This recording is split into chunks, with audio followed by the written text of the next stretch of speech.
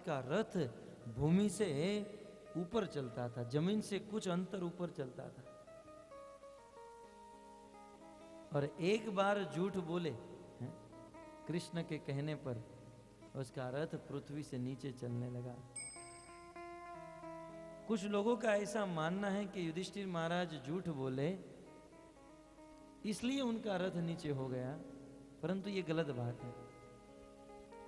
युधिष्ठिर महाराज झूठ बोले इसलिए रथ नीचे नहीं हुआ। युधिष्ठिर महाराज कृष्ण की बात को नहीं माने। आप सब जानते हैं महाभारत के युद्ध में बहुत बड़ा प्रश्न उठा कि इस द्रोणाचार्य को कैसे मारे जाए, कैसे हम लोग मारे, क्योंकि सभी कौरव पांडवों के गुरु थे। द्रोणाचार्य को मारने का उपाय कोई नहीं जानता था। तब भगवान श्री कृष्ण ने अर्जुन को भेजा, जाओ गुरु जी को प्रणाम करना, प्रणाम करोगे तो वो आशीर्वाद देंगे, और जब आशीर्वाद देंगे तुम्हें पूछेंगे वत्स तुम्हें क्या चाहिए, तो उसे मरने का उपाय जान लेना। कृष्ण के कहने पर अर्जुन गए, प्रणाम किए, और द्रोणाचार्य ने कहा तुम्हारे प्रणाम करने से मैं प्रसन्न हूं, वत्स तुम्हें क्या चाहिए। कृष्ण ने जैसे समझाया था वैसे ही कह दिया, गुरुजी आप ये बताइए आप मरोगे कैसे।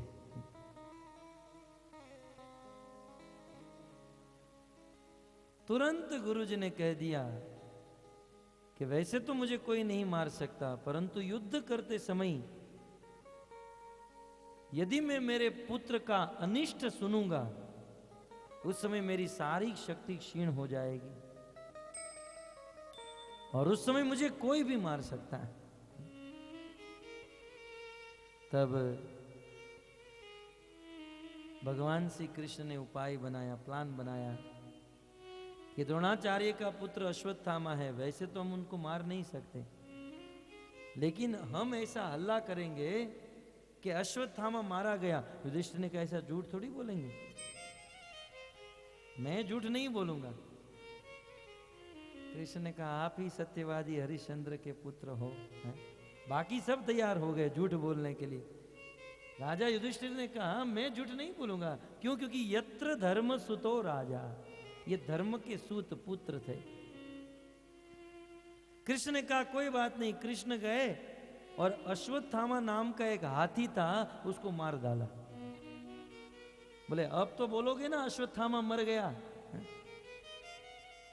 बोले अब ठीक है। तब भगवान श्री कृष्ण ने पांडवों को कहा कि हम लोग ऐसा हल्ला मचाएंगे अश्वत्थामा मारा गया, अश्वत्थामा मारा गया। और ध्यान रहे युधिष्ठिर महाराज, द्रोणाचार्य को अन्य किसी के ऊपर भरोसा नहीं। जब ये सुनेंगे ना तुरंत आपके पास आएंगे, क्योंकि युधिष्ठिर कभी झूठ नहीं बोल सकता है। इसलिए द्रोणाचार्य आपके पास आएंगे तो बोल देना अश्वत्थामा मारा गया। जी प्रभु। दूसरे दिन युद्ध में सब लोग रणभूमि में आए और कृष्ण ने इशारा किया और सबने हल्ला किया अश्वत्थामा मारा गया, अश्वत्थामा मारा गया। द्रोणाचार्य के कान में ये बात गई, तुरंत अपना रथ युधिष्ठिर के पास लेकर गए। बेटा युधिष्ठिर सच सच बोलना, क्या अश्वत्थामा मारा गया? अब युधिष्ठिर को इशारा करना था, हाँ मारा गया। लेकिन ये बड़े सत्यवादी थे ना। बोले अश्वत्थामा मारा तो गया, अश्वत्थामा मारा गया, परंतु नरोवा, वो नर था या कुंजरवा, कुंजर माने हाथी। अश्वत्थामा मारा गया, लेकिन अश्वत्थामा नर मारा गया या हाथी मारा गया वो मैं नहीं बोल सकता।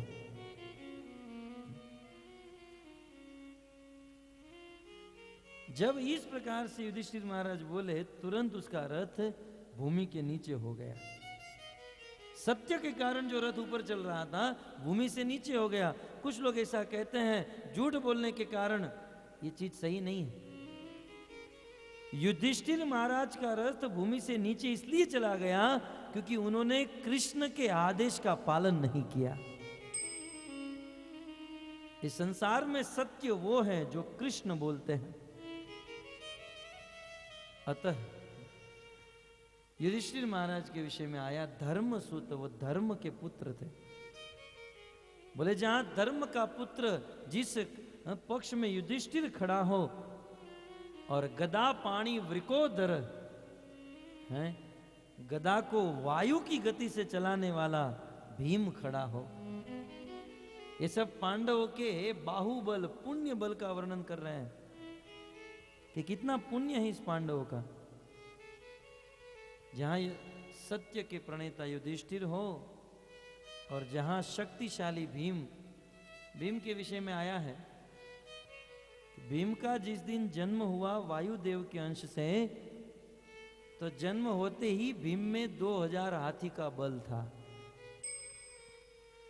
पहले के जमाने में ये बल को हाथी के साथ तुलना किया जाता था। आज तो हाथी के साथ नहीं, घोड़े के साथ तुलना करते हैं, इसलिए बोलते हैं horse power. 1000 horse power, 500 horse power, लेकिन पहले एलिफेंट पावर होता था।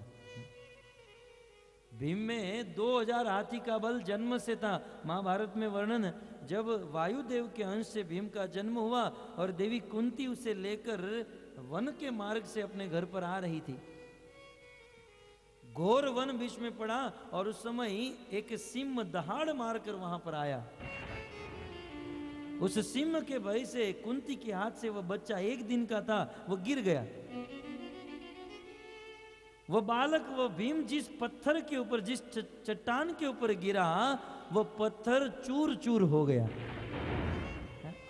गेहूं का आटा बन गया वह पत्थर।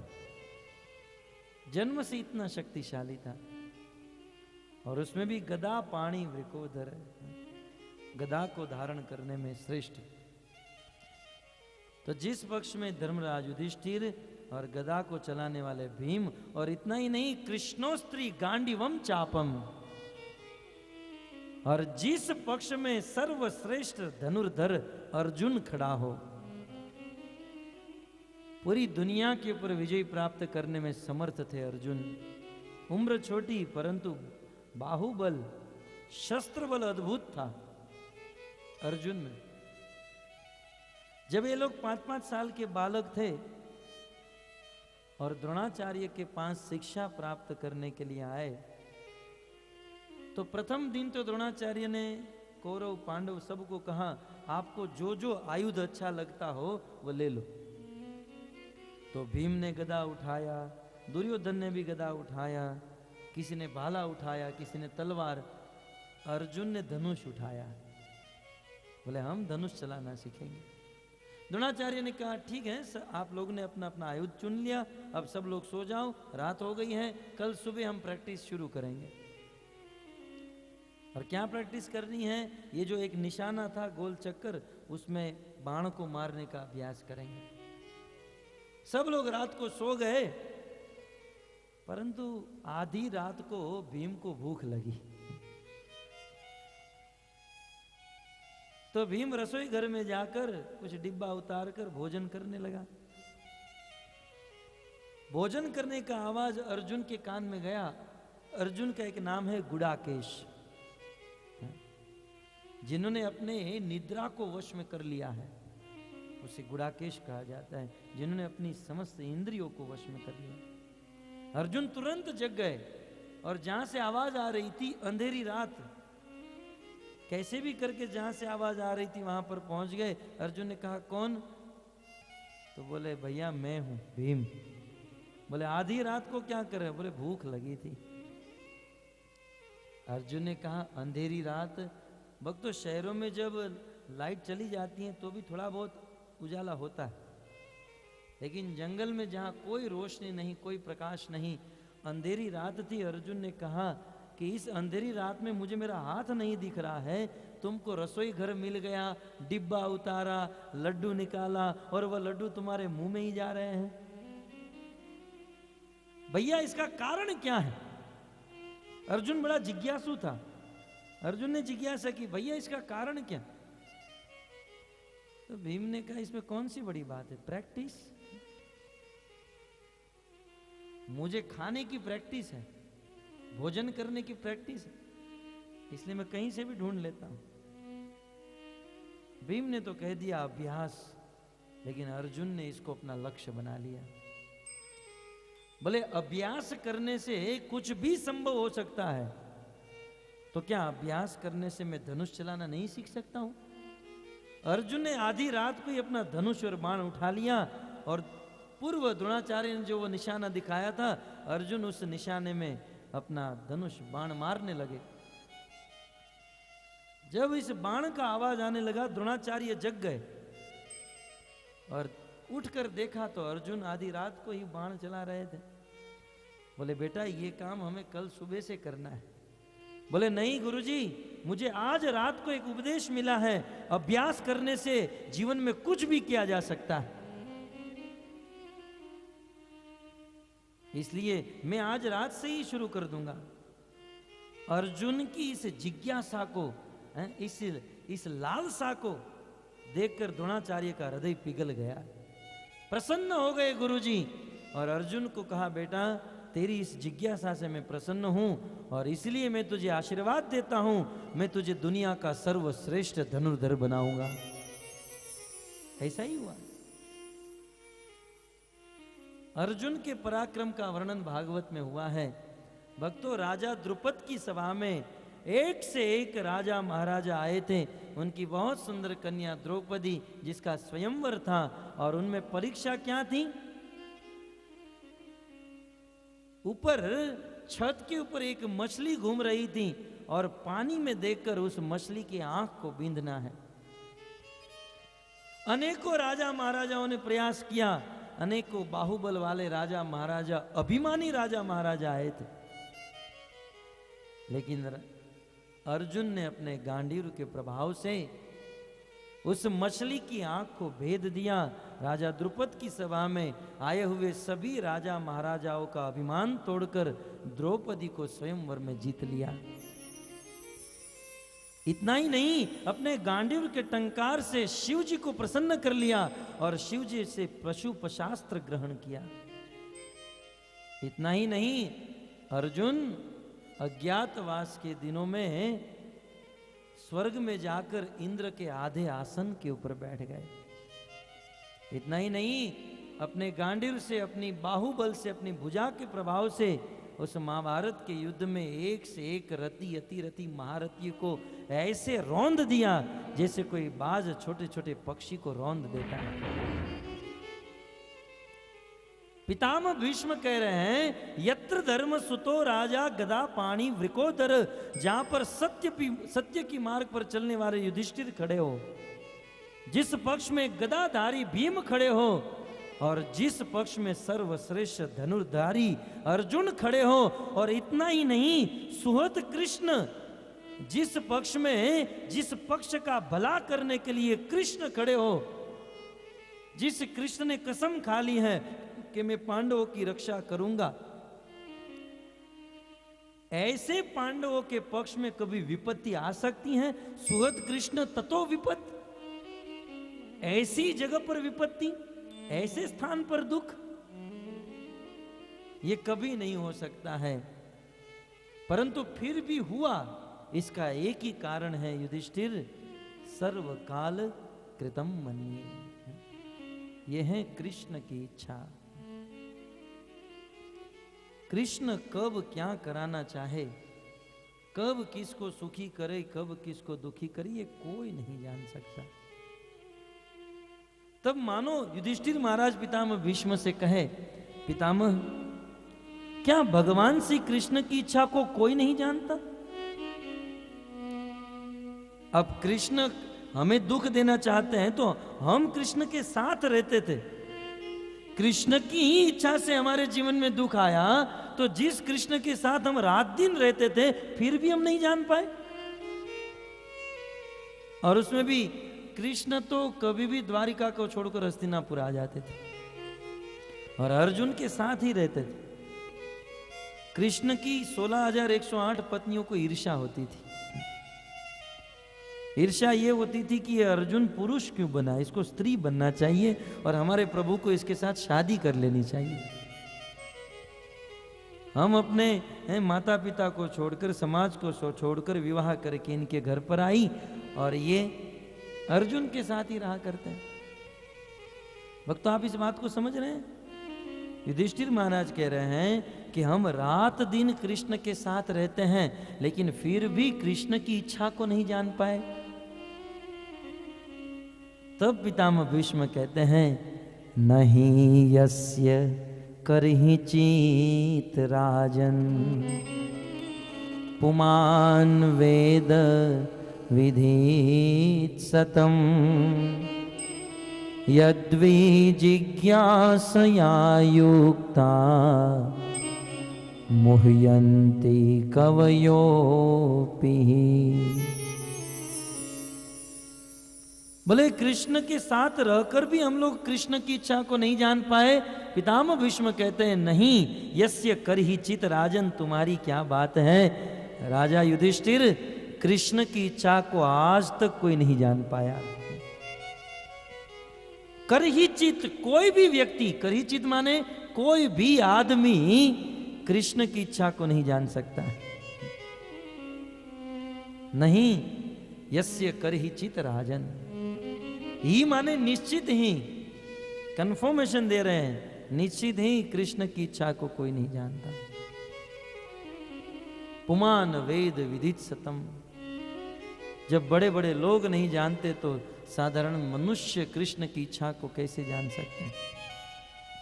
कोई नहीं जान सकता। कभी कभी नरसिंह अवतार धारण करते हैं, हिरण्याकश्यप को फाड़ देते हैं। परशुराम अवतार धारण करते हैं, 21 बार जगत में रहने वाले क्षत्रियों का विध्वंस कर देते हैं। वामन अवतार धारण करते हैं, 2 कदम में पूरे ब्रह्मांड को नाप देते हैं। तब जाकर संसार के लोगों को होता है कि नहीं ये भगवान हो सकते हैं। तब तक तो कृष्ण का अवतार धारण करते हैं और यशोदा के हाथ में बंध जाते हैं और रोने लगते हैं। अब संसार के लोग समझे भी तो क्या समझे।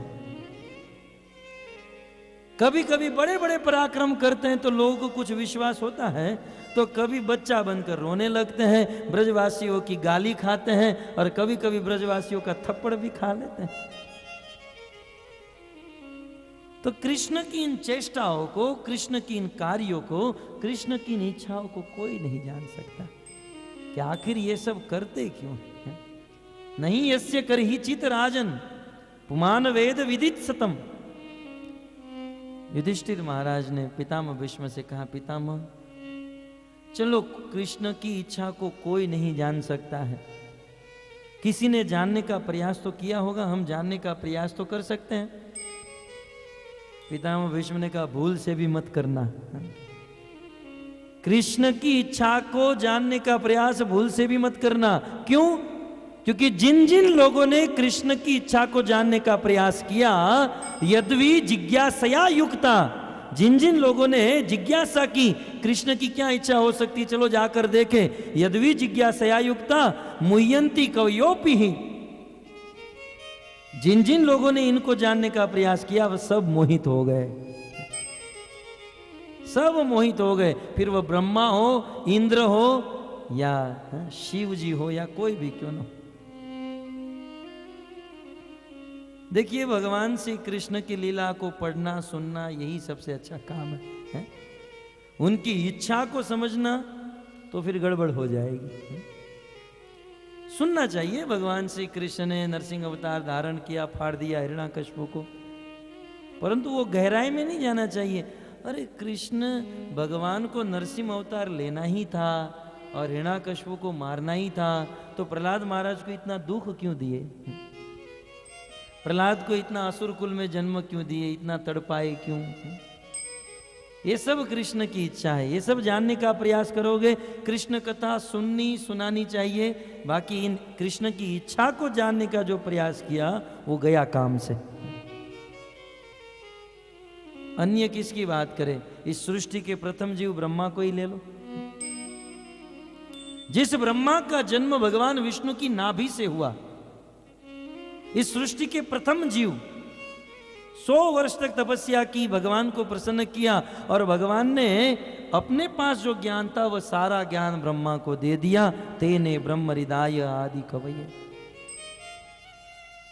सृष्टि के आदि कवि, आदि जीव, विधाता ब्रह्मा भगवान से जन्म लिए इतने वरिष्ठ हैं, ज्ञानी हैं, समस्त वेदों के ज्ञाता हैं, लेकिन ऐसे ब्रह्मा भी जब भगवान को समझने का प्रयास करते हैं, उनकी इच्छा को नहीं जान सकते। एक बार भगवान श्री कृष्ण ब्रज में अपने सखाओं के साथ वन में विचरण कर रहे थे। उस समय ब्रह्मा को ऐसा हुआ कि चलो जाकर कृष्ण कहाँ हैं, कैसे हैं, क्योंकि भगवान ने अवतार धारण किया है तो उनका दर्शन करना चाहिए। ब्रह्मा जी ब्रह्मलोक से ब्रज वृंदावन में आए और उस समय कृष्ण भोजन स्थली के ऊपर बैठकर अपने गोप सखाओं के साथ भोजन कर रहे थे। वह तो साख्य रस का आस्वादन माधुर्य मंडित है। कृष्ण अपना भोजन दूसरों को खिलाते थे। मनसुखा अपने घर से अचार लेकर आता था। कृष्ण देखो मेरी माँ ने कितना सुंदर अचार बनाया, तो अपने उंगली पर अचार रखते थे, कृष्ण को खिलाते थे। कृष्ण जैसे खाने जाते थे खींच लेते थे उंगली। वह गोप सखा अपना जूठा कृष्ण को खिलाते थे, कृष्ण अपना जूठा गोप सखाओं को। ब्रह्मा जी उसी समय आ पड़े। उसी समय ब्रह्मा जी आए और देखा कि ये भगवान दूसरों का जूठा खाता है, अपना जूठा दूसरों का खाने वाला, अपना जूठा दूसरों को खिलाने वाला, और ये बच्चे लोग जिसको ठगते हैं, ये भगवान नहीं हो सकते हैं। ब्रह्मा जैसे ब्रह्मा को भी विश्वास नहीं हुआ तो हम क्या चीज है ब्रह्मा जी की। ब्रह्मा जी ने सोचा यदि ये भगवान है तो इसकी परीक्षा लेनी चाहिए। गाय बछड़े जो वहां चर रहे थे, ब्रह्मा जी उनको लेकर चुराकर चले गए। गोप सखाओं ने देखा गाय बछड़े दिख नहीं रहे। कृष्ण ने कहा आप सब भोजन करो, मैं देख कर आता हूं। कृष्ण जब गाय और बछड़ों को ढूंढने गए, ब्रह्मा जी आए, सभी गोप सखाओं को चुराकर किडनैप करके लेकर चले गए। कृष्ण ने यहां आकर देखा तो गोप सखा नहीं, वहां जाकर देखा तो गाय बछड़ा नहीं। सोचा ये मेरे बेटे का काम है। ब्रह्मा आखिर तो भगवान का बेटा विष्णु के नाभि से प्रकट हुआ।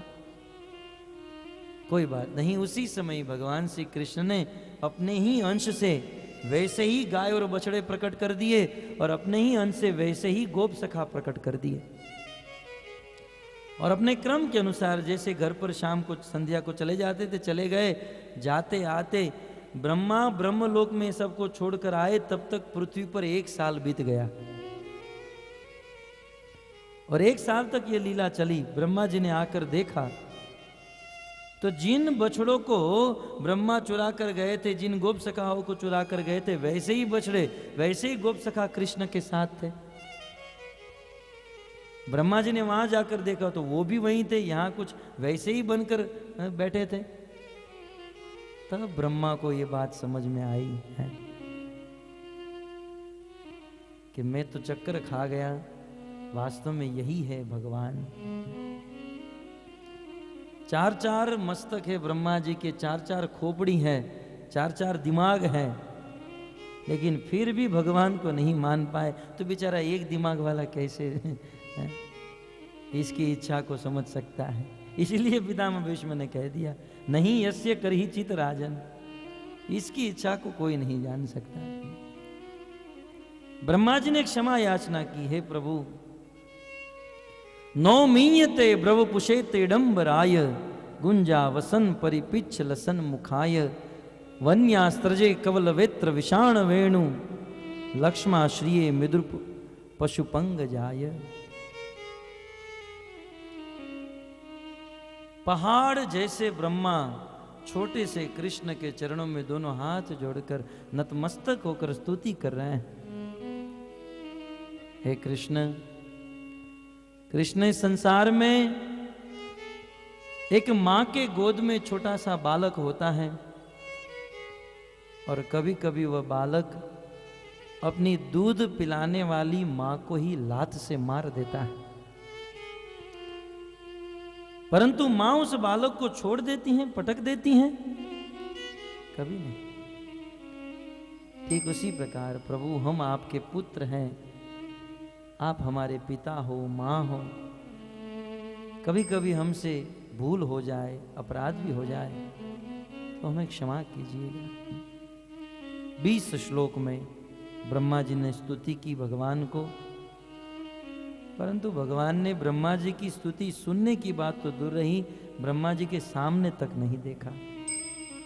क्यों? क्योंकि ब्रह्मा जी ने अपने भक्तों को भगवान से दूर किया था। भक्तों, भगवान की इच्छा को कोई नहीं जान सकता। देवराज इंद्र को ही ले लीजिए। युग युग से देवराज इंद्र की पूजा ब्रजवासी लोग करते आ रहे थे। एक बार कृष्ण ने कह दिया इंद्र की पूजा मत करो, गोवर्धन की पूजा करो। तो एक वर्ष इंद्र की पूजा न करके गोवर्धन की पूजा की।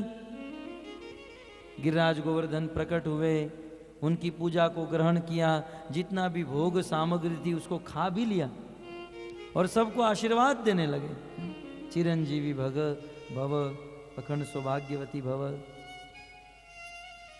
और समस्त ब्रजवासियों ने मिलकर उस गोवर्धन की परिक्रमा की। इंद्र ने देखा कि प्रति वर्ष इस ब्रजवासियों के द्वारा मेरी पूजा होती है, आज मेरी पूजा न करके पत्थर की पूजा कर रहे हैं लोग। और एक 5 साल के बालक की बातों में आकर पत्थर की पूजा। 33 करोड़ देवी देवताओं का राजा ये नहीं जान पाया कि वो 5 साल का बालक अनंत कोटि ब्रह्मांड का अधिपति। कृष्ण की इच्छा को नहीं जान पाया। उसी समय सांवर्तक मेघ को आदेश दे दिया, जाओ और ब्रज को बहा दो।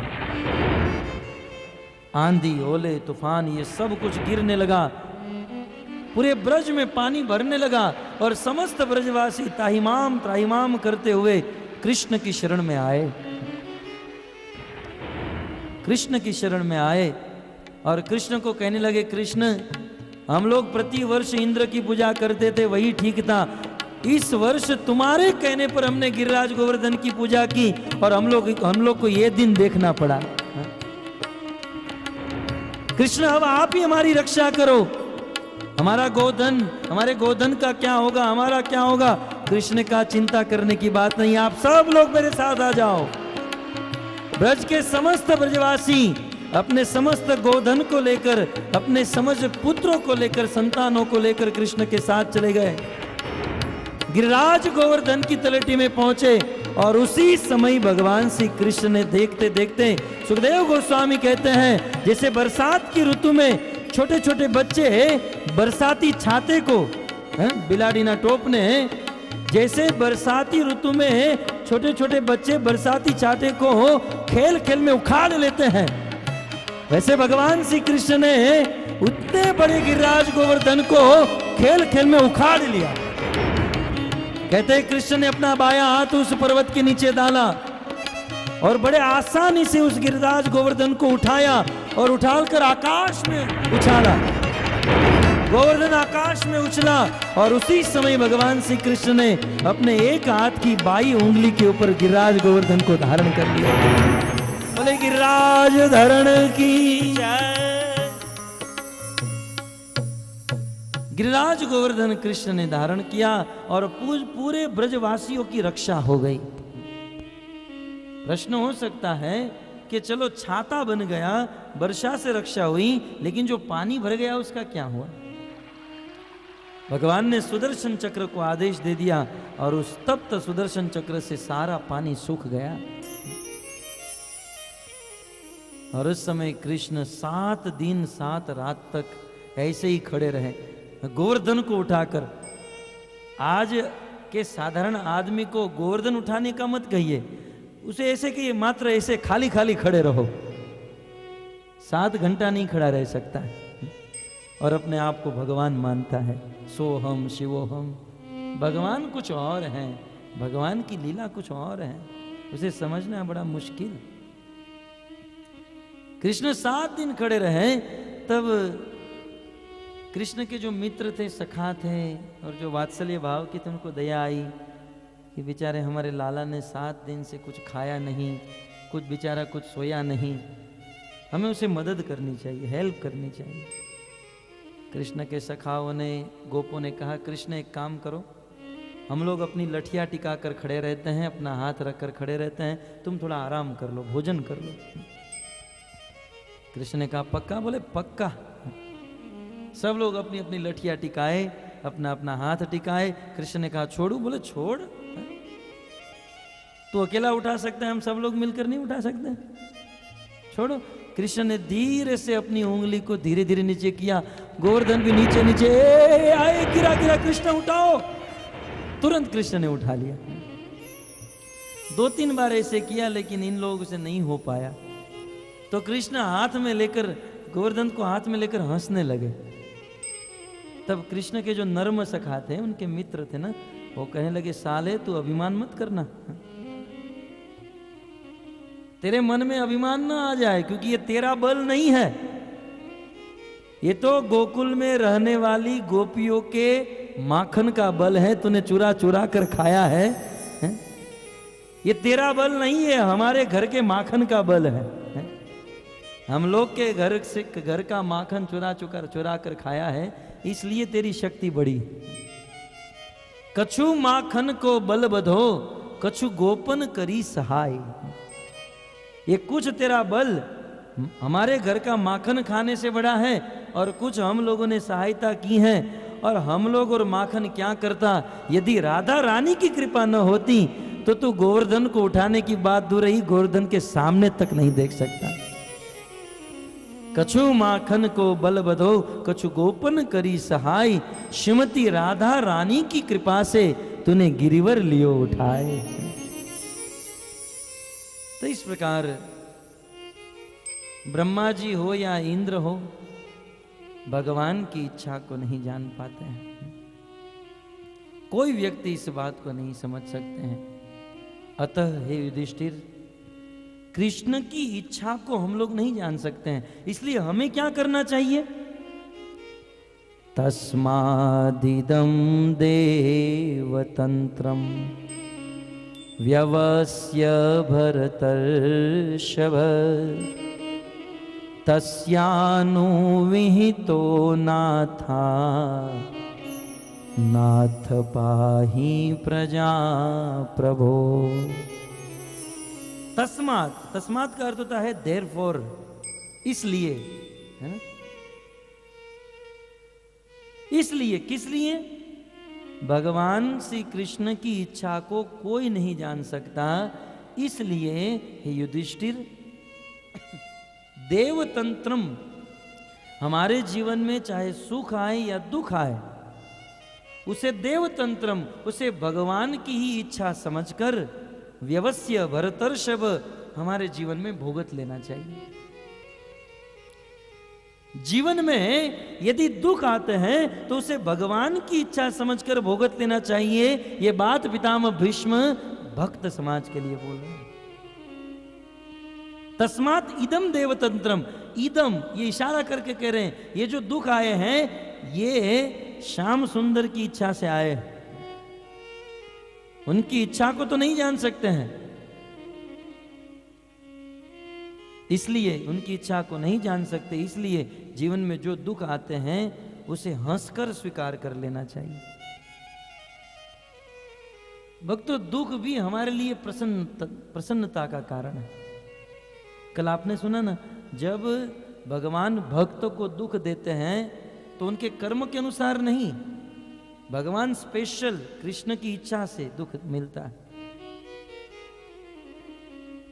तो अब ये बताइए, ये एक ब्रह्मांड नहीं, करोड़ों करोड़ों ब्रह्मांड भगवान अकेले चलाते हैं, और उस करोड़ों करोड़ों ब्रह्मांड में करोड़ों करोड़ों जीव रहते हैं, है ना?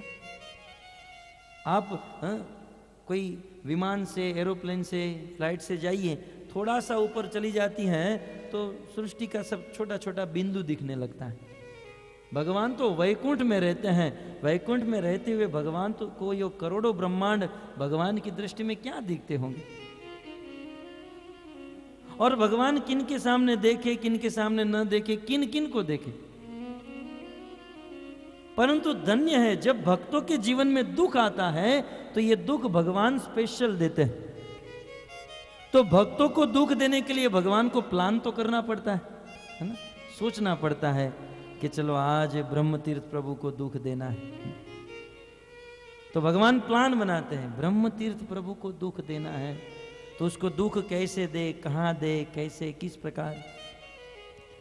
तो विचार कीजिए, करोड़ों करोड़ों ब्रह्मांड में करोड़ों करोड़ों जीव रहते हैं, उन करोड़ों करोड़ों जीव में भगवान की दृष्टि हम पर तो आई है? कम से कम भगवान का कंसंट्रेशन दुख देने के बहाने हम पर तो आया। हमारे लिए इतना ही काफी है। कृष्ण चाहे तुझे मुझे दुख देना हो, हम तैयार हैं, परंतु ध्यान दो हम पर। चैतन्य महाप्रभु का यही भाव है। कृष्ण चाहे गाढ़ आलिंगन देकर मुझे सुख देना हो, या लंपट की तरह मुझे तड़पा तड़पा कर मारना हो, चाहे सुख दो या दुख दो, हम तो मात्र तुम्हारे ही बने रहेंगे। तो हम गौड़ीय भक्तों का यह भाव है। कृष्ण दुख दे रहे हैं, चलो दुख देने के लिए प्लान तो करना पड़ता है ना। मान लो आज हम इच्छा करें फलाने व्यक्ति को दुखी करना है, तो उसके लिए टाइम निकालना पड़ेगा, प्लान करना होगा, सोचना पड़ेगा। तो यह सोचकर हमें सुखी होना चाहिए कि चलो भगवान हमारे लिए कुछ तो सोच रहे हैं। तस्मात् इदम देव तंत्रम, युधिष्ठिर इस प्रकार ये भगवान की इच्छा समझकर अपने जीवन में जो दुख आते हैं उसे भोगते रहो, और भोगते हुए भगवान की भक्ति करो। अपने नसीब में जो लिखा है वो अवश्य मिलेगा। प्रहलाद महाराज जब अपने सहपाठी बालकों को उपदेश देने लगे, कुमार आचरित प्राज्ञो धर्मान भागवतानि है, हे मेरे मित्रों, ये भागवत धर्म का पालन, भगवान की भक्ति कुमार अवस्था से ही करनी चाहिए। तब प्रहलाद के जो मित्र थे प्रहलाद को कहने लगे, प्रहलाद ये तेरा प्रवचन तू बंद कर। तू ऐसा कह रहा है कि भक्ति करो, कथा सुनो, भगवान के नाम का जाप करो, तो ऑफिस में कौन जाएगा? आज भी कुछ लोग ऐसा दावा करते हैं कि हम लोग भक्ति करते रहेंगे तो काम धंधा कौन करेगा, क्योंकि बिना काम धंधा किए बिना जीवन में सुख नहीं आ सकता। सुखी होने के लिए काम तो करना पड़ेगा। तब प्रहलाद महाराज ने बहुत सुंदर बात बताई कि हे मेरे मित्रों, सुखम ऐन्द्रियकम देत्या देह योगेन देहि नाम। सुखी होने के लिए ज्यादा मेहनत और प्रयास करने की जरूरत नहीं है।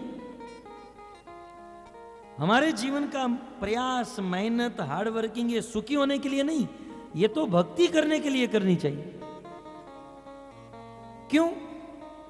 क्योंकि इस संसार में जैसे बिना मांगे, बिना प्रयास किए हमारे जीवन में दुख आ जाते हैं, है ना। इस संसार में कोई इच्छा करता है मैं दुखी हो जाऊं।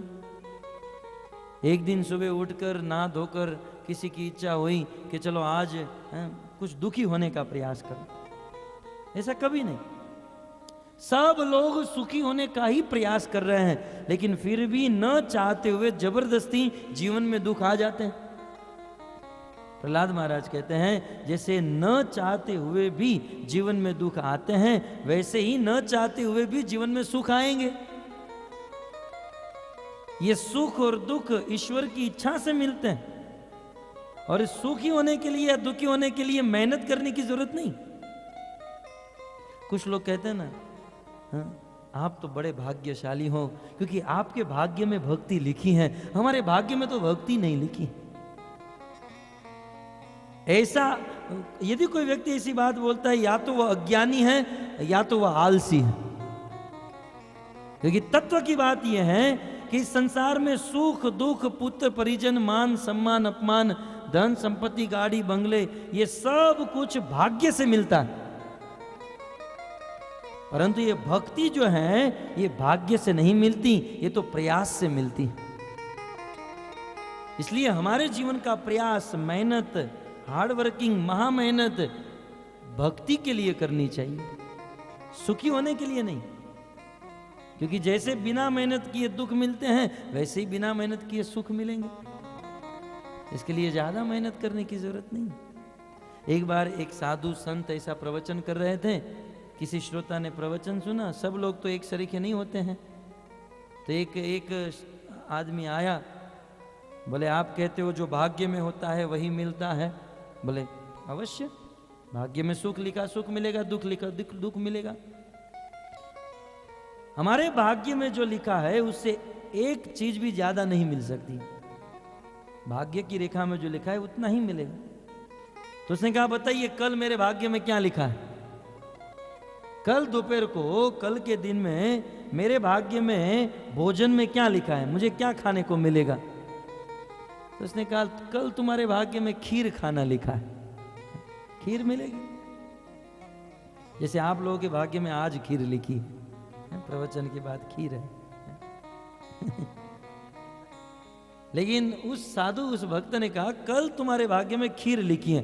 तो उसने मन में क्या सोचा, कल के दिन में मैं खीर खाऊंगा ही नहीं, और हजारों लोगों के बीच में इस गुरु जी को झूठा साबित कर दूंगा। इसलिए घर पे जाके प्लान किया, बोले घर पर रहूंगा तो खीर खाऊंगा, मैं जंगल में चला जाऊंगा। ये जंगल, घोर जंगल में चला गया और एक वृक्ष के ऊपर जाकर बैठ गया। अब यहां कौन खीर खिलाएगा? और कल तो जाकर सबके बीच में गुरु जी को असत्य साबित कर दूंगा। तो वृक्ष के ऊपर बैठा है। उसी समय ही कुछ गाय, भेड़, बकरी को चराने वाले ग्वाले उस रास्ते से निकले। बहुत दूर से आए थे, इसलिए सबको भूख लगी। आपस में चलते चलते प्लान बनाकर आए। बोले क्या करें, भूख लगी है। बोले चावल हमारे पास हैं और शक्कर भी है और गाय है, दूध दो देते हैं और खीर बनाकर खाते हैं। और जिस वृक्ष के ऊपर ये जाकर बैठा था वही वृक्ष के नीचे इन्होंने चूल्हा बनाया। एक तपेली को रख दिया, उसमें गाय का दूध डाला, शक्कर डाला और चावल डाल दिया और खीर को उबालने लगे। खीर पकने लगी, ये ऊपर बैठा बैठा देख रहा है, लेकिन दृढ़ निश्चय खाऊंगा नहीं मैं। खीर बहुत सुंदर पक रही है और उसी समय कुछ लोग दौड़कर आए और समाचार दिया अभी अभी कुछ डाकू, कुछ लुटेरे इसी स्थान से निकलने वाले। बोले यदि डाकू यहां से निकलने वाले हो तो हमें यहां से तुरंत भाग जाना चाहिए, क्योंकि वो लोग हमारा धन लूट लेंगे, गोधन लूट लेंगे। तो कुछ लोगों ने कहा ये खीर, इतनी सुंदर खीर, बोले ये गोधन है, धन यदि हमारे पास है तो खीर तो जीवन में बहुत बार खाएंगे, छोड़ो खीर को और भागो यहां से। सब लोग वहां से भागे और खीर ऐसे ही अकेली पक रही है। कुछ समय के बाद वह डाकू और उनकी सारी सेना वहां से निकल रही थी और देखा तो बहुत सुंदर खीर पक रही है, सुंदर स्वादिष्ट सुगंध आ रही है। डाकू अपने घोड़े से नीचे उतरा, बोले ये तो खीर है, बिना मेहनत की हमें खीर मिल गई, चलो आज तो महा महोत्सव मनाएंगे, आज हम लोग खीर खाएंगे। तब डाकू की सेना से एक आदमी बोला, सरकार इतनी अच्छी खीर कोई ऐसे फोकट में छोड़ के नहीं जाता है, कुछ साजिश रची गई है सरकार, इस खीर में किसी ने जहर डाला है और किसी का ये प्लान है कि खीर में जहर डाल के रख देंगे, ये डाकू लोग आएंगे, खीर खाएंगे और सब लोग ऐसे ही युद्ध किए बिना मर जाएंगे। डाकू का जो सरदार था उनके माइंड में क्लिक हुआ, हाँ इसमें निश्चित जहर है, हमको मारने का प्रयास, ढूंढो जिसी ने जहर डाला है यहीं कहीं होगा, जहर डालने वाला यहीं कहीं होगा, ढूंढो उसे। सब लोग ढूंढने लगे यहां वहां चारों दिशा में। तो उनमें से एक व्यक्ति की नजर ऊपर गई, बोले सरकार मिल गया, जहर डालकर इसी पेड़ के ऊपर बैठा है। बोले मैं नीचे नहीं उतरूंगा। डाकू के सरदार ने 4 लोग को भेजा, उसे नीचे उतारो। नीचे उतार कर लाया, बोले तूने ही जहर डाला है। बोले मैंने जहर नहीं डाला, लेकिन मैं खीर नहीं खाऊंगा, मैं खीर नहीं खाऊंगा। 2-5 बार बोला खीर नहीं खाऊंगा, तब तो इनको कंफर्म हो गया इसी ने जहर डाला है,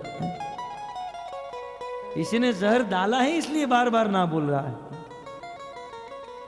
बोले इसके हाथ पांव बांध दो। पेड़ के साथ हाथ और पांव बांध दिए और जबरदस्ती 3 किलो खीर खिला दी।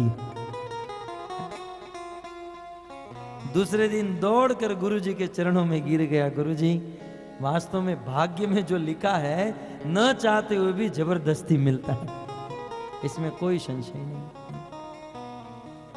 इसलिए पितामह भीष्म कहते हैं तस्मात् इदम देवतंत्रम, जीवन में जो भी होता है भगवान की इच्छा से होता है, उसे हंसी खुशी स्वीकार कर लेना चाहिए। तस्यानु विहितो नाथ नाथ पाही प्रजा प्रभो, पितामह भीष्म के कहने का भाव है। इसलिए है युधिष्ठिर, तुम लोगों के जीवन में जो दुख आया कृष्ण की इच्छा से आया। यह समझकर तुम्हारी प्रजा जो अनाथ हो चुकी है, उस अनाथ प्रजा के तुम नाथ बन जाओ। तुम राजा बनो, राज्य का शासन करो। इस प्रकार पितामह भीष्म ने कहा। तब युधिष्ठिर महाराज कहते हैं कि पितामह जी ये बताइए, ठीक है आपकी इच्छा से मैं राजा तो बन जाऊंगा, परंतु ये कृष्ण की इच्छा से ही हमको क्यों चलना है? कृष्ण की इच्छा से ही हम लोग को चलना होगा? ऐसा तो कृष्ण में क्या है कि वो जो चाहते हैं वही होता है? कौन ये कृष्ण?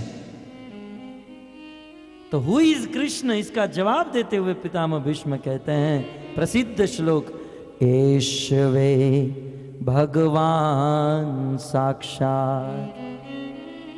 उस भरी सभा में पितामह भीष्म ऐलान कर रहे हैं ये कृष्ण कौन है। आज के इस समाज में, इस संसार में बहुत बड़ी कंफ्यूजन है। भगवान कौन? Who is God? फलाने बापू भगवान, फलाने बाबा भगवान, ये देवी, वो देवता, भगवान कौन? इस प्रश्न का जवाब भरत पुंगव, इस भारतवर्ष का एक महान योद्धा पितामह भीष्म दे रहे हैं। युधिष्ठिर ने पूछा ये है कौन? तब कहते हैं येषवे भगवान साक्षात आद्यो नारायण पुमान् मोहयन् मायया लोकम् गुड्ढचरति विष्णुषु। यश युधिष्ठिर इसके बारे में जानना चाहते हो? ये दिखता है साधारण लड़का है, श्याम सुंदर, हाथ में बांसुरी लेकर घूमता है, अपनी धुनकी में चलता है, ये लगता है साधारण, लेकिन यश, ये जो मेरे सामने खड़ा है ना, उंगली दिखाकर ये यश माने निर्देशन करते हुए कहते हैं ये साक्षात भगवान है। कृष्ण कौन है? साक्षात भगवान। तो उपलक्षण से मानो युधिष्ठिर महाराज पूछे ये भगवान है, तो फिर अन्य ये जो इंद्र चंद्र तारे दुर्गा ये सब कौन है? बोले ये सब देवी देवता है। ये भगवान है, ये सुप्रीम है, और वह सब देवी देवता है। ये पितृ गंधर्व किन्नर ये जो भी हैं इस भगवान से ही प्रकट होते हैं, कृष्ण से ही प्रकट होते हैं। इसलिए कृष्ण की भक्ति करना ये परिपूर्ण है, क्योंकि कृष्ण की भक्ति करने से सभी देवी देवताओं की, सभी पितरों की, सभी गंधर्व किन्नर सब की भक्ति हो जाती। यथा तरो मूल निषेचनेन तृप्यन्ति तत्स्कंद भुजोपशाखा प्राणोपहाराश्रयति इंद्रियाणम तथैव सर्वा अर्हणम अच्युतेज्या। अच्युत भगवान श्री कृष्ण की इज्या, भक्ति, पूजा परिपूर्ण है। क्यों? क्योंकि कृष्ण सबके मूल है। प्रभुपाद जी कहते हैं Krishna is root of everything. Krishna सबके मूल है, कृष्ण से ही सब प्रकट हुए।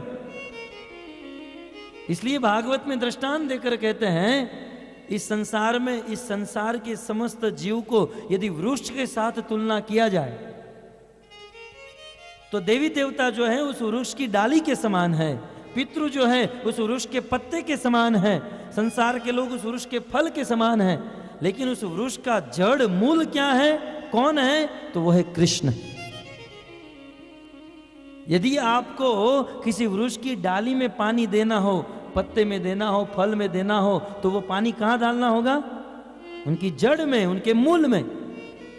ठीक उसी प्रकार यदि हमें देवी देवताओं को प्रसन्न करना है, यदि हमें पितरों को प्रसन्न करना है, गंधर्व किन्नर मनुष्य गुरुजन ये सब को यदि प्रसन्न करना है, तो हमें कृष्ण की भक्ति करनी होगी। कृष्ण की भक्ति करने से सब लोग प्रसन्न हो जाते हैं, सबकी भक्ति हो जाती है।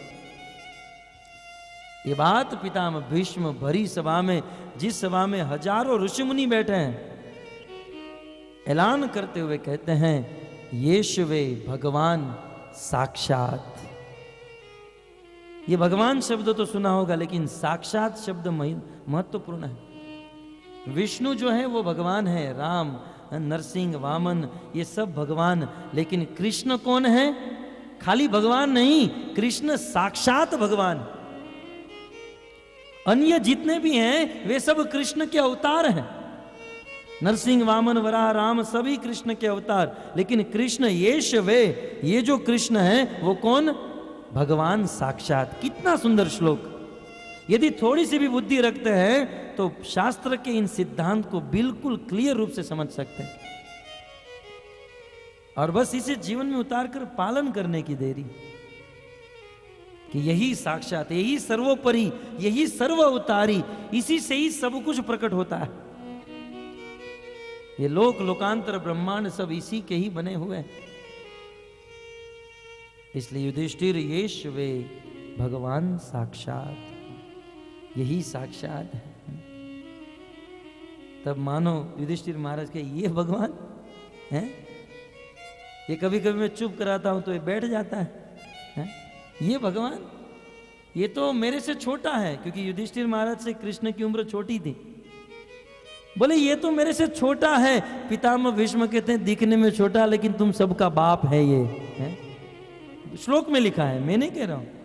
येषवे भगवान साक्षात। फिर क्या लिखा है? आद्यो, आद्यो माने आदि।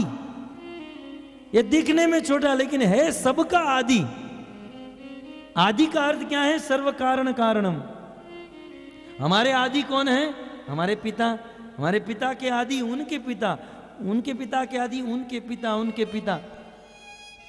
वैसे करते जाएंगे, उनके पिता कौन, उनके पिता कौन, उनके पिता। ये जहां स्टॉप होगा वो है कृष्ण। क्योंकि संसार में सबके आदि एकमात्र कृष्ण, ये पितामह भीष्म बोल रहे हैं। और अभी भी इन बातों के ऊपर विश्वास नहीं होता है तो ये कथा प्रवचन सुनने का कोई मतलब नहीं। अपना टाइम वेस्ट नहीं करना चाहिए, यहां आना ही नहीं चाहिए। यदि भागवत के ऊपर और महाभागवत पितामह भीष्म की इन बातों के ऊपर विश्वास नहीं है तो समाज का और समाज के व्यक्ति का कुछ नहीं हो सकता है। भारत का इतना बड़ा आदमी जिसको सुनने के लिए आपने सुना ना आगे, वशिष्ठ, देवल, व्यास, शुकदेव, बड़े बड़े ऋषि मुनि अपने शिष्यों को लेकर खड़े हैं, और सबके बीच में जब इतना दिव्य प्रवचन, इतना दिव्य सिद्धांत दे रहे हैं, और फिर भी इस बात को यदि हम जीवन में न उतारे तो हमारा कुछ नहीं हो सकता है, कुछ नहीं। बस कीड़ों की तरह इसी संसार में रहेंगे, रेंगते रहेंगे और मरेंगे। वही मां के गर्भ से पुनरपि जन्मम पुनरपि मरणम है। अतः इन सिद्धांतों को समझिए, कितने स्पष्ट सिद्धांत। मैं चाहता तो पहले दिन से ही भीष्म स्तुति को शुरू कर देता, चाहते तो 7 दिन में पूरी भागवत कथा कर देता।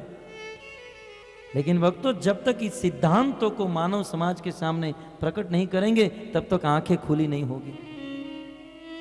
अभी भी इनकी बहुत बहुत व्याख्या हो सकती है, लेकिन फिर स्तुति बहुत दूर रह जाएगी, बहुत छूट जाएगी। परंतु आप लोग बुद्धिमान हैं, समझ सकते हैं। संस्कृत भी कितना सरल है आपके सामने। येष वे भगवान साक्षात हैं।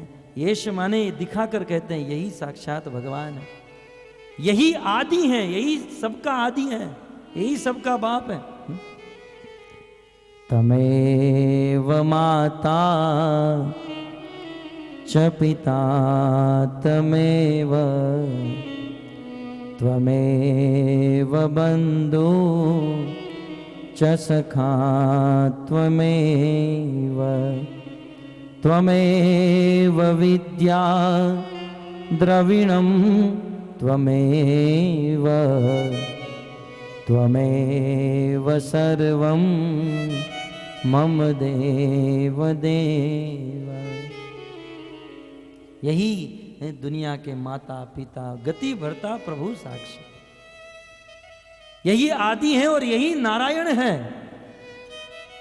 नारायण माने, नारायण के अनेक अर्थ होते हैं। नर माने मनुष्य, अयण माने रहना, जो जन जन के हृदय में परमात्मा के रूप में रहता है।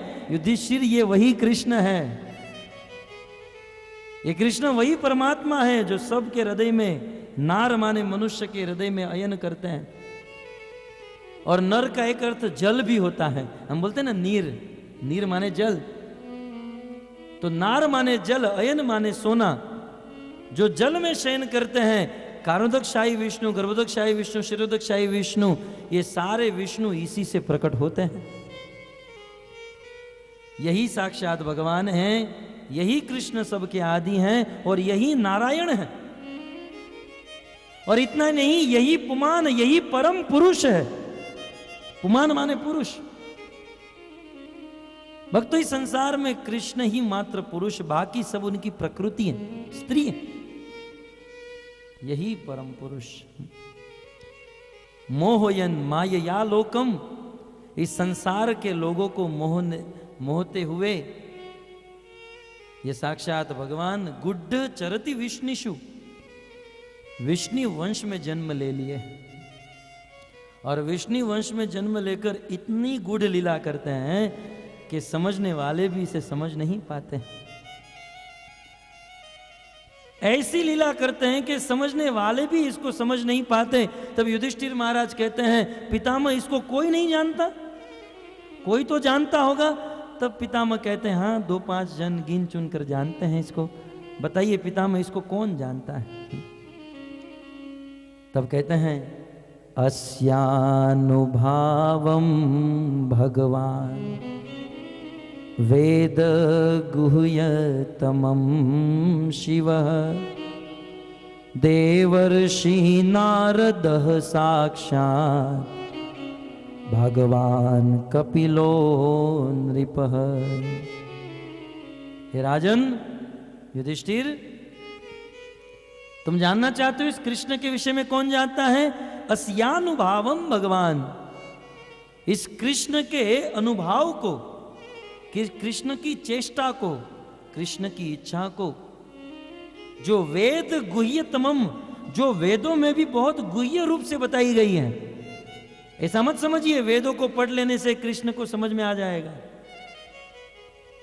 जिसको जानना अत्यंत गुह्य है, उस भगवान श्री कृष्ण के विषय में साक्षात शिव जी जानते हैं। शिव जी जानते हैं। और कौन जानते हैं? देवर्षि नारद जानते हैं। और कौन? साक्षात भगवान कपिल जानते हैं। शिव जी जिसको भगवान मानते और रात दिन जिस राम और कृष्ण की उपासना करते हैं, पूरे ब्रह्मांड का प्रलय करने वाले शिव जी जिस भगवान के तख्त के आगे झुक जाते हैं, नारद जी रात दिन अपनी वीणा के ऊपर जिस कृष्ण का नाम गाते फिरते हैं और रात दिन कपिल कृष्ण के विषय में बोलते रहते हैं, ऐसे परम प्रभावी परम भगवान कृष्ण को तुमने क्या बना लिया? अपने मामा का पुत्र। अरे युधिष्ठिर, इतने बड़े प्रभावी अनंत कोटि ब्रह्मांड के अधिपति को अपना ड्राइवर बना लिया। कम से कम कृष्ण के सामने उनके प्रभाव को तो जानो। पितामह भीष्म कहते हैं, यम मन्यसे मातुलेयम प्रियम मित्रम सुहततम अकरो सचिवम दूतम सौहादादथ सारथिम। जिसके अनुभाव को शिव जी अरे जिनके चरणों से निकली हुई गंगा को अपनी जटा के ऊपर धारण कर लेते हैं, शिव नारद और कपिल जैसे रात दिन जिसकी उपासना करते हैं, जिसको प्राप्त करने की मेहनत करते हैं, उस कृष्ण को यम मन्य से मातुलेयम, तुम अपने मामा का पुत्र समझते हो? ये तो हमारे मामा वसुदेव का लड़का है ना। ये दिखने में मामा का लड़का है, ये जन्म लिया है वृष्णि वंश में, लेकिन है सबका बाप। अपना मातुलेयम, अपने मामा का लड़का समझ लिया। इतना ही नहीं, इस कृष्ण को अपना प्रिय माना, मित्र माना। उसके कंधे के ऊपर हाथ रखकर चलने लगे इतने बड़े भगवान के साथ। सुहदतम, तुम लोगों ने सुहद माना। अरे इतना ही नहीं, इस कृष्ण को तुमने क्या बना दिया? अकरो माने बना दिया, क्या नहीं बनाया। कृष्ण को तुम लोगों ने अपना सचिव बना दिया। मंत्री बना दिया। पांडवगण जब कुछ विचार करते थे तो कहते थे कृष्ण तुम कुछ मंत्रणा दे सकते हो? कृष्ण मंत्रणा देते थे, मंत्री बनकर बैठते। इतना ही नहीं, इतने बड़े भगवान को तुमने अपना दूत बना दिया। अकरो सचिवम दूतम, है? दूत माने निकृष्ट होता है ना, बहुत नीचे उनका दर्जा होता है। दूत बना दिया, संधि दूत बनाकर भेज दिया वहां पर। और तुमने तो बनाया, वो बन भी गए। कृष्ण की लीला भी अद्भुत है। और इतना ही नहीं, चलो सचिव बनाया, दूत बनाया, यहां तक तो ठीक था। अर्जुन ने अपना ड्राइवर बना लिया। 1500 2000 की नौकरी करने वाला शूद्र ड्राइवर के स्थान पर बिठा दिया। अकरो सचिवम दूतम सो दातत सारथिम, अपना सारथी। अरे करोड़ों ब्रह्मांड को चलाने वाले को अपना रथ चलाने के लिए बिठा दिया। तुम नहीं समझ पाए कृष्ण को युधिष्ठिर, बेटा तुम नहीं समझ पाए। वास्तव में पांडवगण कृष्ण को अपना सुहृद मित्र, मामा का पुत्र, अपना दूत, सचिव, सारथी बनाए। तो एक प्रश्न हमारी ओर से यह होता है, मान लो एक हमारा मंतव्य करें कि पांडवगण कृष्ण को अपना सारथी मानते थे, अपना दूत मानते थे, तो कृष्ण क्या मानते होंगे जब पांडवगण उनको ये बनाते होंगे? तो कृष्ण क्या मानते होंगे कि ये साले मेरी भक्ति करते और मुझे सारथी बनाते हैं? नहीं, ऐसा नहीं मानते थे। पांडवगण कृष्ण को यदि सारथी बनाते थे तो कृष्ण को आनंद आता था, चलो ड्राइवरी करने का मौका मिला। कृष्ण सारथी बन जाते थे, ऐसा नहीं सारथी करने का ड्रामा करते थे, ऐसा नहीं था। दिलो जान से, दिलो दिमाग से वे अपने आप को सारथी मानते थे। मैं कौन? अर्जुन का सारथी। और अपने को सारथी मानने में थोड़ी भी लज्जा महसूस नहीं करते थे। वे सारथी मानते थे, वे अपने आप को दूत मानते थे। ऐसा नहीं अपने आप को भगवान मानते हैं, लेकिन क्या करें, मजबूरी से दूत बनना पड़ा, मजबूरी से सारथी बनना पड़ा। नहीं, वे स्वयं अपने आप को ऐसा बना देते थे। क्यों? भगवत गीता का सिद्धांत, ये यथा माम प्रपद्यन्ते तांसस्थैव भजाम्यहम्। जो भक्त जिस भाव में भगवान की उपासना करता है, भगवान उसी भाव में उस भक्त के सामने प्रकट हो जाते हैं। जिनकी रही भावना जैसी, जिनकी रही भावना जैसी, प्रभु मूर्ति तिन देखी तैसी। जो भगवान को जिस भाव से पूछता है, भगवान उसी मूर्ति से, उसी रूप में प्रकट हो जाते हैं। तब युधिष्ठिर महाराज अफसोस करने लगे। एक तो रो रहे थे, शोक कर रहे थे, ऊपर से डबल शोक करने लगे। अरे ये तो अपराध किया, अब तो भगवान को भी हमने ये सब बना दिया। हमने भगवान को क्या क्या नहीं बनाया।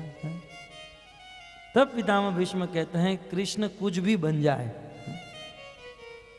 कृष्ण कुछ भी बन जाए, वे चाहे किसी के सारथी बन जाए, दूत बन जाए, नौकर बन जाए, लेकिन वह कृष्ण कृष्ण, भगवान भगवान है।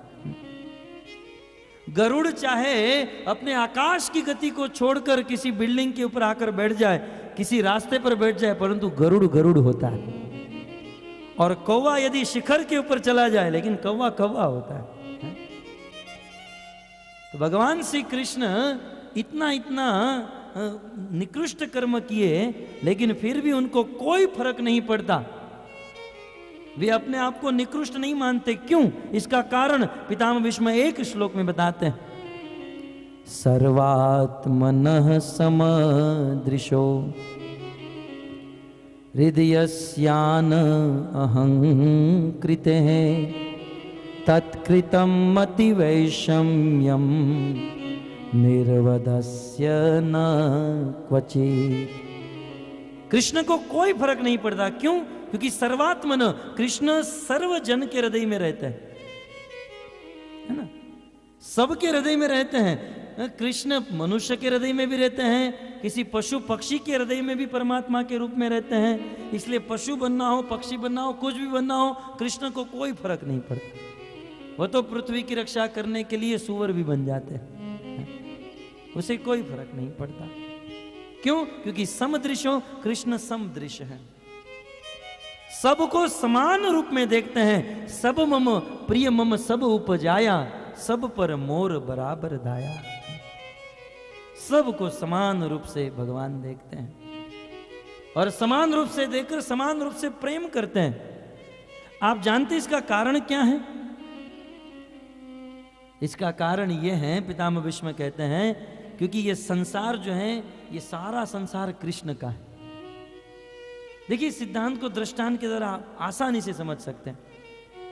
इस संसार में किसी भी रूप को ग्रहण करने में या किसी भी कार्य को करने में कृष्ण को कोई लज्जा नहीं है, क्योंकि सारा जगत कृष्ण का है और कृष्ण अपने जगत में सबसे प्रेम करते हैं। उदाहरण के तौर पर कोई व्यक्ति बहुत बड़ी कंपनी का मालिक है ना, उसमें अनेकों डिपार्टमेंट होते हैं। एक व्यक्ति लिफ्ट मैन होता है, लिफ्ट को चलाता है। एक पहरेदार होता है, वो दरवाजे के ऊपर बैठता है, एक ऑफिस संभालता है, अलग अलग, एक किचन संभालता है।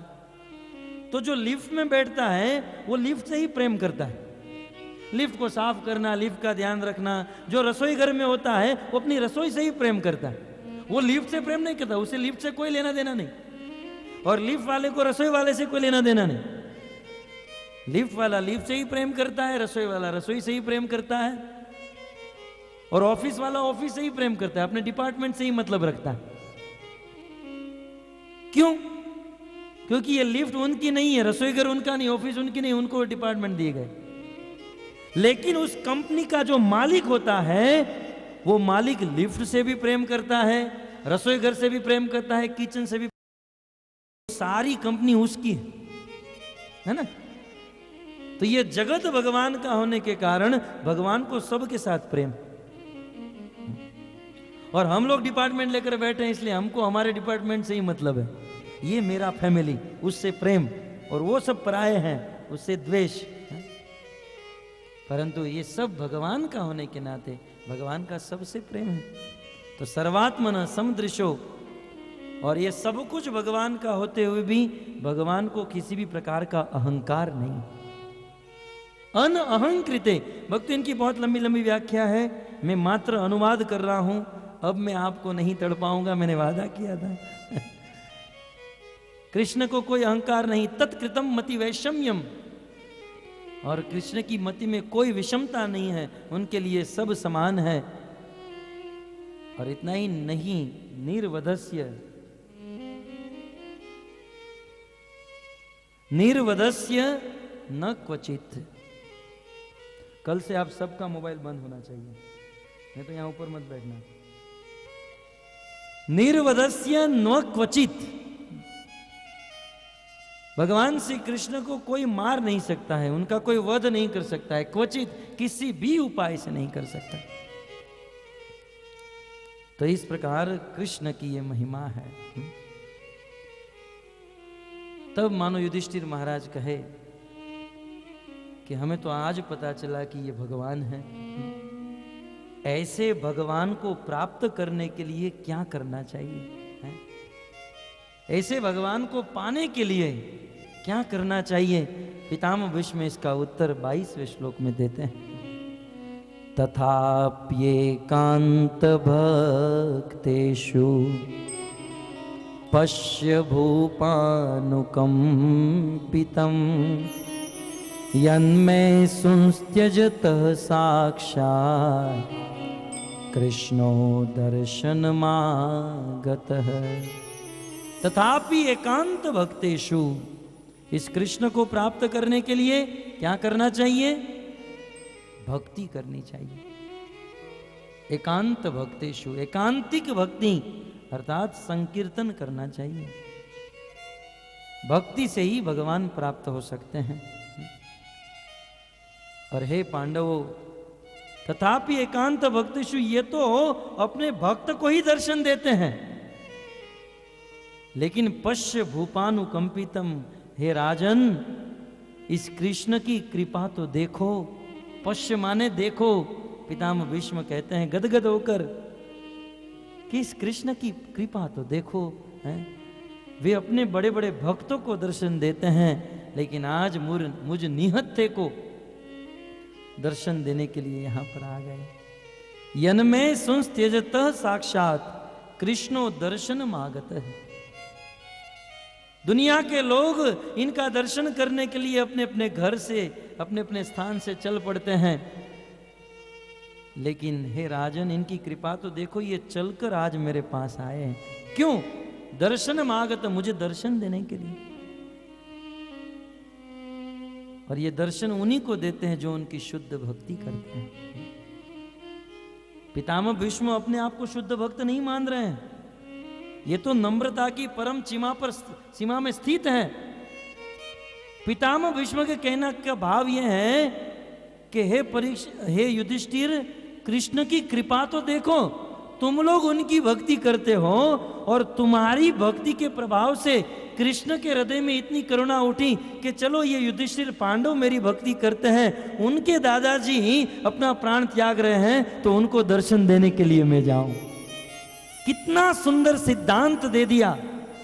पितामह भीष्म कहते हैं मैंने भक्ति नहीं की, बच्चों आप लोगों की भक्ति के कारण ये कृष्ण मुझे दर्शन देने के लिए आए। इस संसार में माता पिता या पितरों ने भले भक्ति न की हो, लेकिन यदि कोई संतान उस कुल में एक भी व्यक्ति कृष्ण की भक्ति करता है, तो कृष्ण उस कुल में रहने वाले समस्त लोगों को अपना दर्शन देने के लिए आ जाते हैं। दर्शन मांगत, अपना दर्शन दे देते। जिस कुल में, जिस परिवार में एक भी यदि कोई भक्त बन गया, तो स्कूल का, और स्कूल का ही नहीं, उसकी 21 पीढ़ी का उद्धार हो जाता है। इसमें कोई संशय नहीं।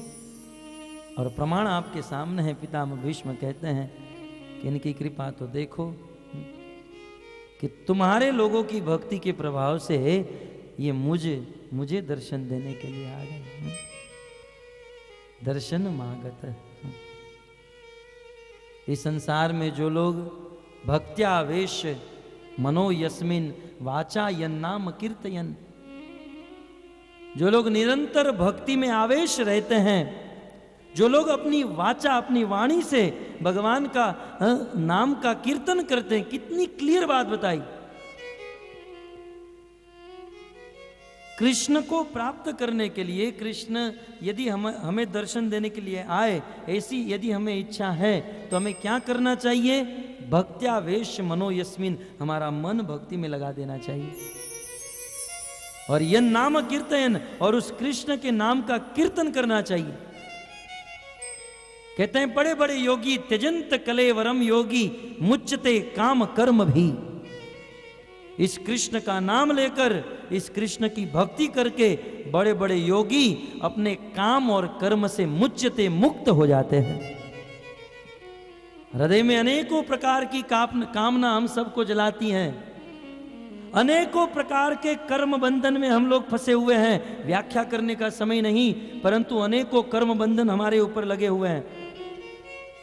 काम और कर्म के कारण ही हम लोग इस दुख रूपी संसार में फंसे हुए हैं।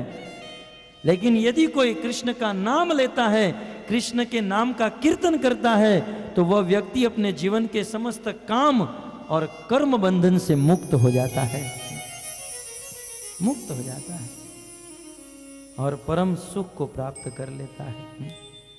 बस जिस भगवान का, जिस कृष्ण का दर्शन करके दर्शन करने वाला व्यक्ति कृष्ण के धाम को प्राप्त हो जाता है, वही कृष्ण आज मृत्यु के समय मेरे सामने खड़े हैं। पितामह भीष्म ने अपनी बुद्धि समस्त जगहों से एकत्रित कर ली, अपना मन, अपनी बुद्धि, अपनी दृष्टि, ये सब कुछ कृष्ण की ओर लगा दिया और कृष्ण के सामने हाथ जोड़कर निवेदन करने लगे। सदैव देवो भगवान प्रतीक्षता कलेवरम या वदिदं हि नौम्यहम् प्रसन्नहासा रुणलोचलोल्लस मुखाम्बुजोद्या नपतश्चतुर्भुजम्। हे प्रभु, जब तक मैं मेरे शरीर को छोड़ न दूं, हे कृष्ण, तब तक आप मेरे सामने खड़े रहिए। इसी प्रकार प्रसन्न वदन से हंसते हुए मेरे सामने खड़े रहिए।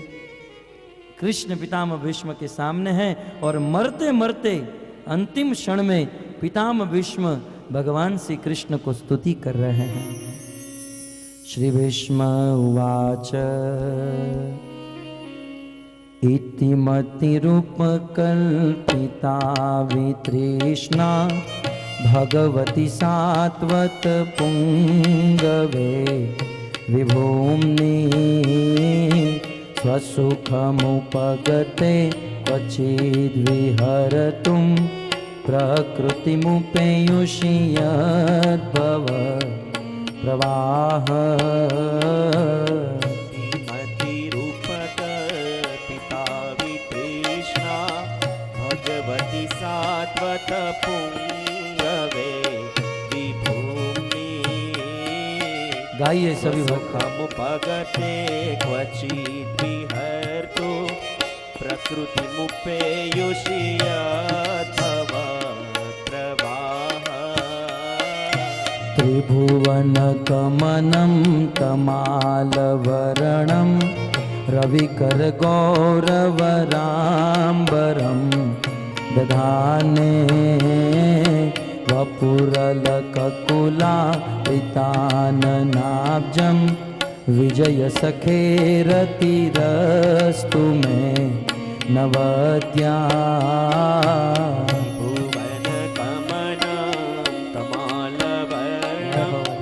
रविकरगौरवराम्बरं दधाने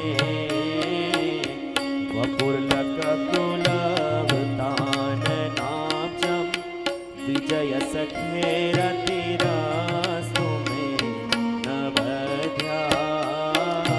युधितरगरजो विधूम्रविश्वक् क्वचललितशमवार्यलं कृतास्ये मम निशितशरे विभिद्यमान त्वचि विलसत्कवचेस्तु कृष्ण आत्मा।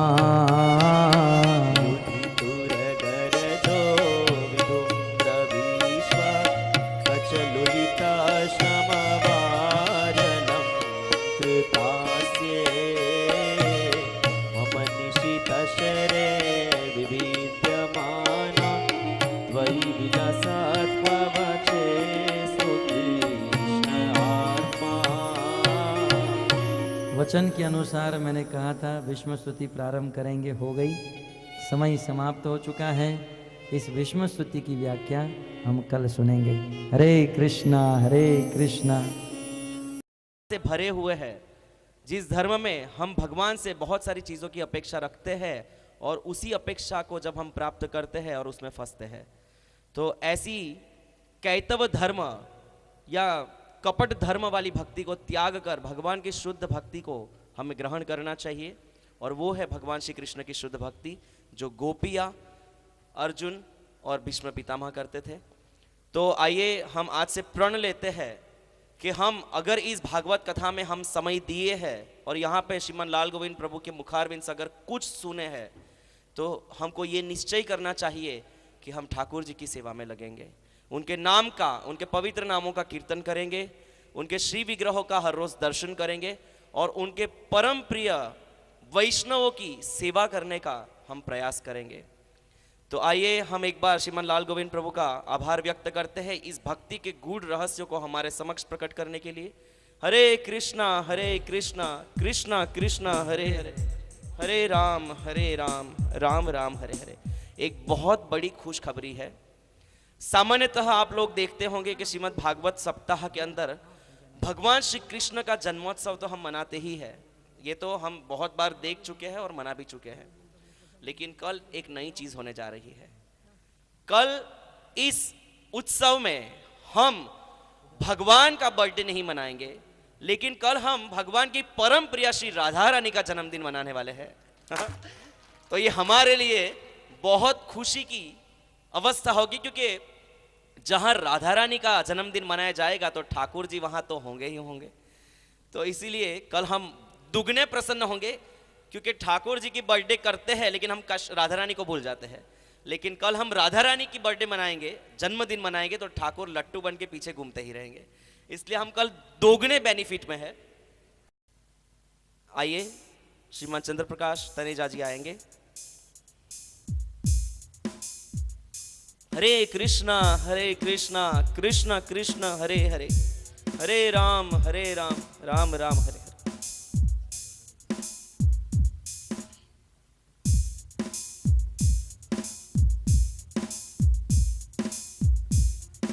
बहुत धन्यवाद है श्रीमान चंद्र प्रकाश जी को, जिन्होंने इतना सहकार दिया है।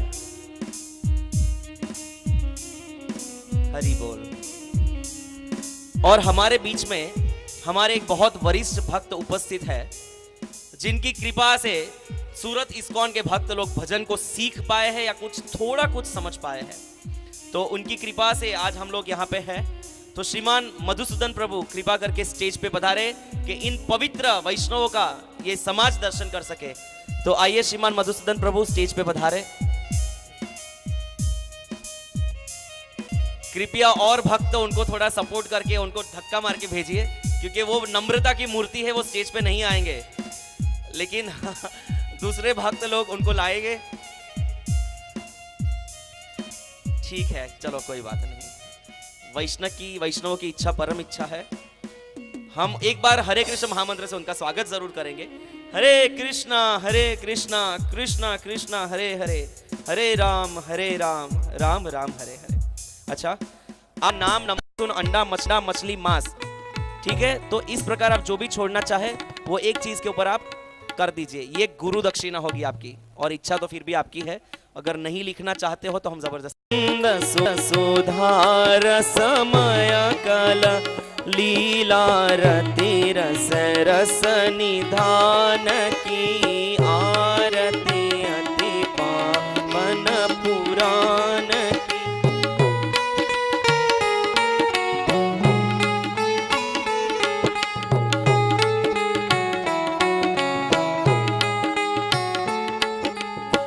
कलिमल मथनी त्रिताप निवारिणी, जन्म मृत्युमय भव भयहारिणी, सेवत सतत सकल सुखकारिणी, सुमहोषधि हरि चरित गान की।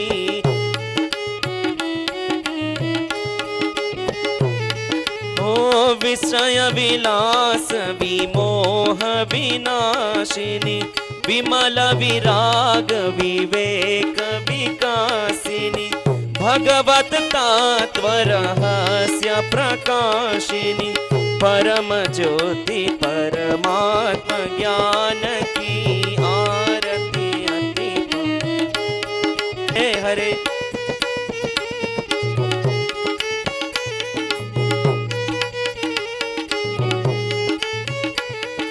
हरे कृष्णा कृष्णा कृष्णा हरे हरे, हरे राम राम राम हरे हरे।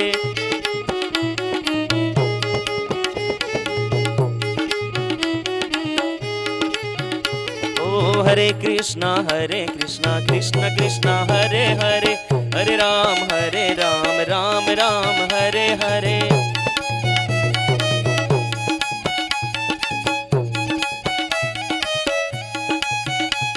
हरे कृष्णा हरे हरे,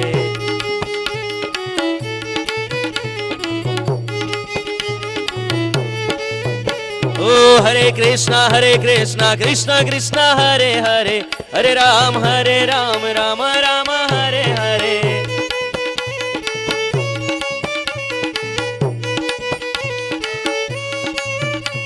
ओ हरे कृष्णा कृष्ण कृष्ण हरे हरे, हरे राम राम राम हरे हरे।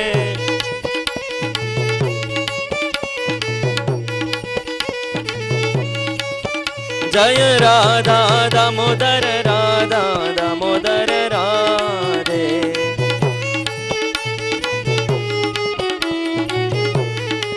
ओ जय राधा गोपीनाथ राधा गोपीनाथ राधे।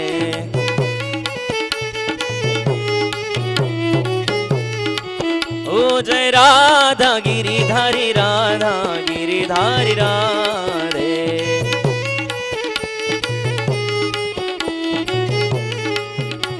जय राधा व्रजनिधि राधा व्रजनिधि राधे।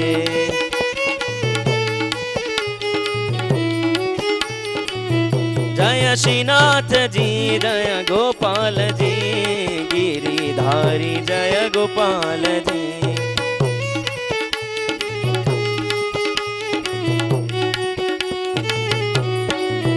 जय जगन्नाथ जय जगन्नाथ बलदेवा जय सुभद्रा।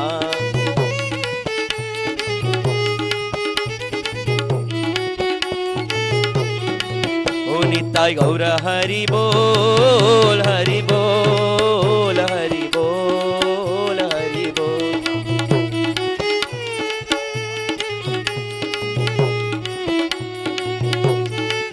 जय जय प्रभुपाद प्रभुपाद प्रभुपाद प्रभुपाद।